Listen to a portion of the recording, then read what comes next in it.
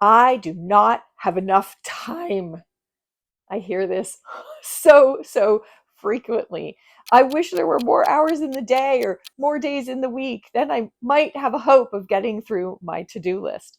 Well, unfortunately, you're not going to get more hours in your day or more days in your week unless you're willing to give up your weekend, which is not a good idea.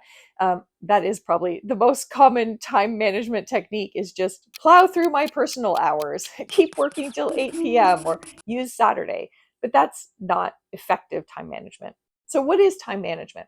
Time management is a form of decision making where you figure out how to structure the way you use your time to protect that structure from all the people and other random tasks that are trying to interfere with it, and then adapt when things change and things happen so that you can most efficiently use your time in the face of changing circumstances. But deliberate decisions about how to use your time is probably not what you're doing. I know that a lot of the time I'm guilty of poor time management or no time management.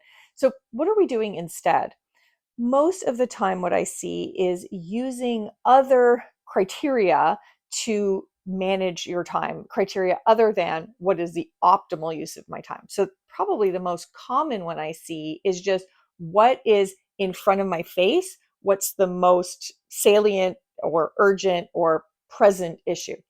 If you are working away and you get a new email notification and then you stop everything and respond to that email, you're letting the most recent thing be your time management strategy. Another time management strategy is I spend more time on things that I enjoy doing.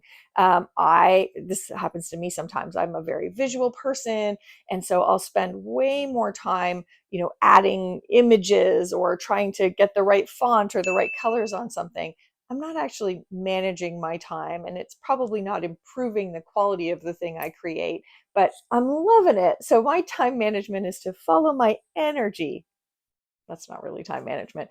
There are other ways that we manage our time. We manage our time based on, whose task or which task is attached to the person who's most scary. So, I'm going to do this one first because they're bugging me, they're micromanaging me, they'll yell at me.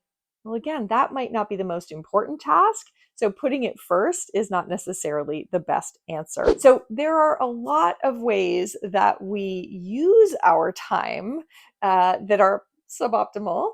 And what we need to do is better manage our time, structure it, protect it, and then adapt when things change. So why would you want to do this? Because it works. I know we see so much about the productivity bros and the productivity hacker types, and it is all a little bit gross at some point. But if we go back to good, solid research, we know that time management is effective, and it's effective on three different categories, things that we should all care about. So, first of all, effective time management is great for productivity. So we know that it makes people more proactive about things. They go after things. They take initiative more effectively.